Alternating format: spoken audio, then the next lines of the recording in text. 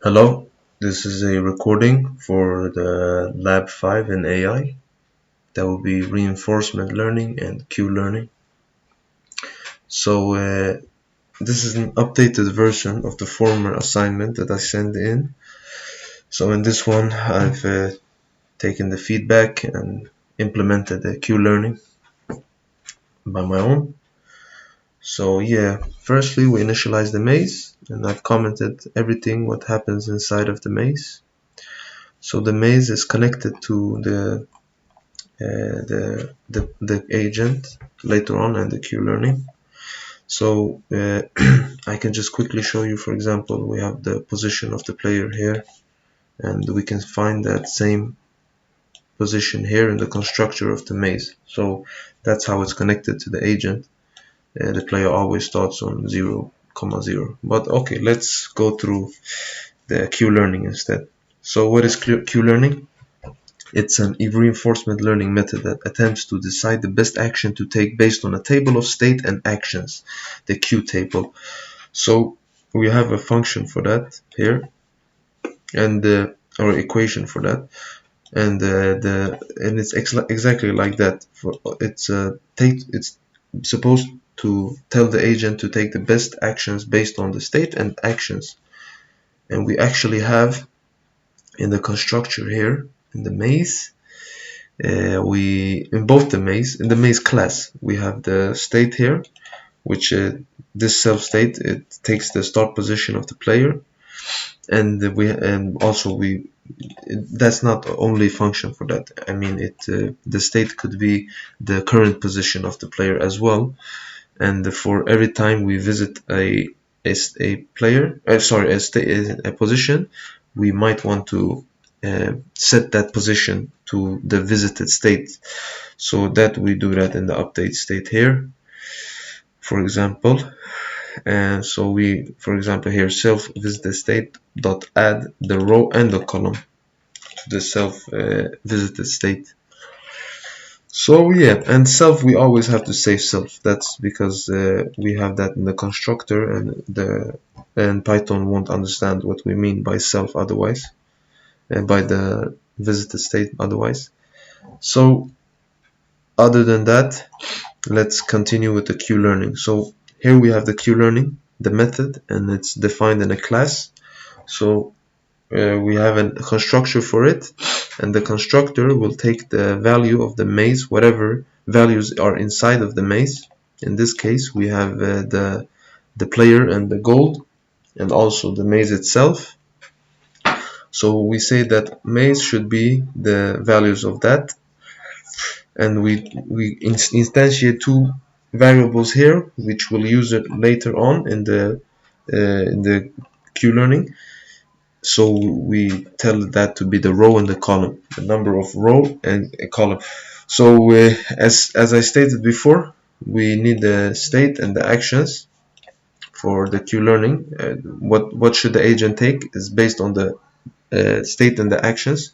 That's why we implement them here, and we use that number of rows and number of column to say how many states there are inside of the field, and of course we do that by multiplying the rows by the columns, and also we to tell how many actions there is able to take, the agent is able to take. Then we take the length, and we take the length of the maze actions. So maze, as I told you before, it will take the functions of the maze class. So that's why you can call on the actions here. So okay, what is going on here? So whatever the agent learns, we'll send that into the queue. So depending on where the agent is positioned, this is where we'll send to the queue. So yeah, and if we don't have any where's the agent, so for some reason, then the standard value should be set to here. As you can see, if the row column is not in self queue.keys, then it should assign the self queue to this and say that the NP is full. So other than that, what is the training function of the Q-learning? How does it work? So we have here, as you can see, the training function is called learn.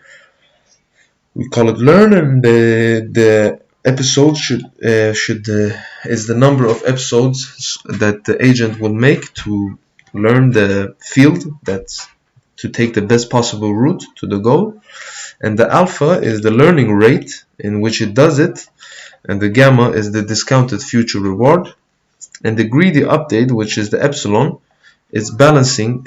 It makes the Q-learning agent to balance between exploration and exploitation randomly.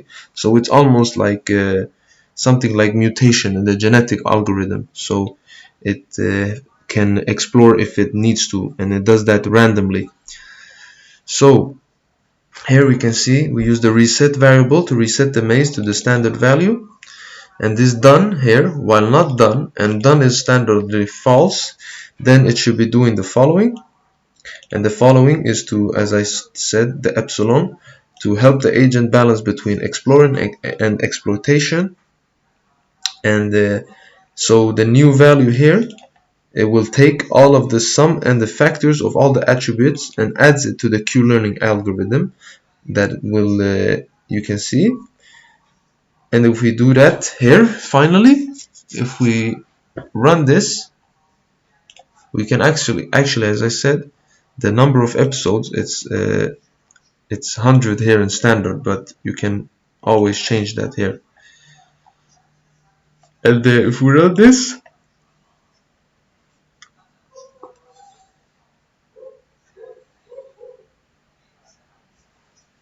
can wait for the animation. So sometimes it doesn't learn. You can either add more episodes. For example, you could say 5,000 and give it more episodes and more time to learn. It's a lot, so I just tried that.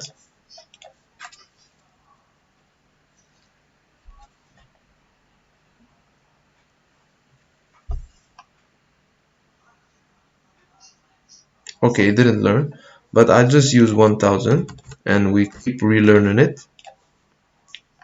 So every time I do this, we run through this function, and sometimes the epsilon, it won't choose to explore, it would choose to exploit instead, which is why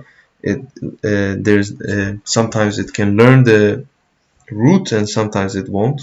So now, for example, the epsilon chose to exploit instead of explore, so it's randomly sometimes, which is, I mean, it's good for a reason. Sometimes it helps and sometimes it don't. So let's see if maybe this time it learned. I think